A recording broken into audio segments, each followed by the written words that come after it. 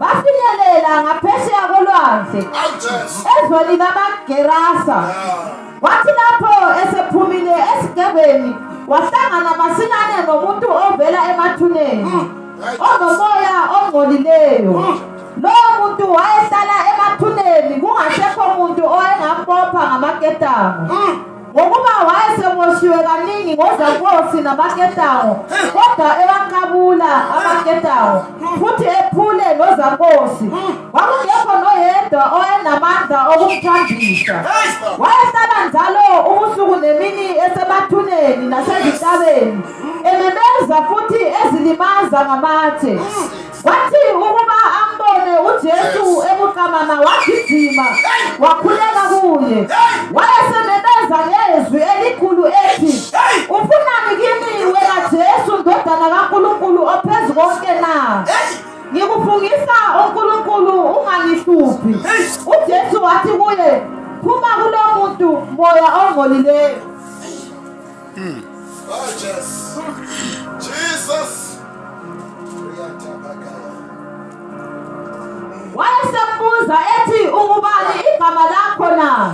Waphendula wathi kuye, nginguLigiona igama lami, ngokuba sibaningi. Amen. Hallelujah. Amen. Hallelujah. Amen. iBhayibheli lithi babasebazamile, babasebambopha nengisisi, bambopha njalo azinqamula. Ithi ngitsheleni ukuthi wayebanqamula insimbi, isituation yakhe bengadingi insimbi, isituation yakhe bedinginiswe, isituation yakhe bedingi Jesu, abangadingi insimbi. Umuntu uyalimala ngensimbi, umuntu akadingi insimbi, umuntu udinge izwi. Wena uthembe bani? Uthembe bani? Uthembe bani? Ku-situation yakho uthembe bani? Hallelujah. Amen. Hallelujah. Amen. Hallelujah. Amen. Bahlukumezwa ngemimoya. Hallelujah.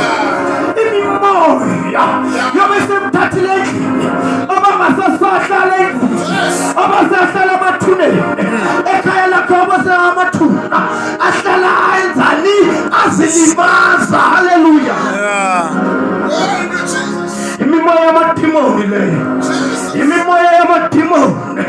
Namhlanje mina ngizaphambi kwenu ngithi amadimoni abanamandla phezu kwempilo zenu, imimoya enamandla phezu kwempilo zenu. Isituation yakho yatshintsha. Nangu uJesu, thatha uJesu namhlanje umweze wakho, isituation yakho izotshintsha. Thatha uJesu namhlanje umweze wakho, isituation yakho yatshintsha. Ngithi namhlanje unganandaba ukuthi how many years uhlupheka, itwinendaba ufikile uJesu kuwe, muthatha umwenze wakho, isituation yakho yatshintsha. Thatha uJesu mzalwane umwenze wakho, isituation yakho yatshintsha. Ngithi hallelujah. Amen. Akunandaba bazalwane. Amen. Ukuthi wena isituation yakho ina how many years. iBhayibheli lithi obenzani, obahlala amathuneni azilimaza, azikhanda ngamanje, akhwaza. Mara mawabona bani, mawabona uJesu nilalelani, akazange ambize. Uye wakenzani mfundisi wami, wagijima wafika wawa phambi kwakhe wathi, ndodana yomuntu ungazange unhluphe, wathi isikhathi sakho azange sifike, amadimoni amazi. Ngitshela indaba, amadimoni amazi, amazi amadimoni. That's why bangibona phuma esikebheni azagijimela kuye, wathi bayazi amadimoni isikhathi sabo siphelile, isikhathi samadimoni siphelile.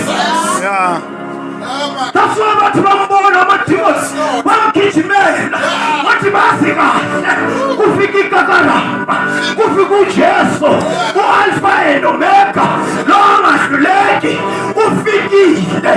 That's why bawile phambi kwakhe. Hallelujah. Amen.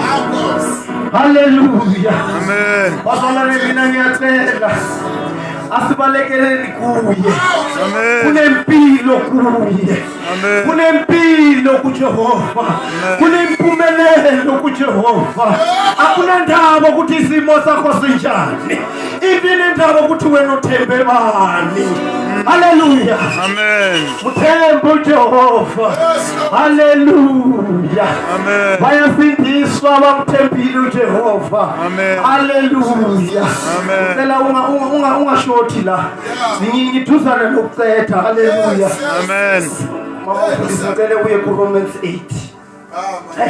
Kunento ngiyithandayo. Bazalwane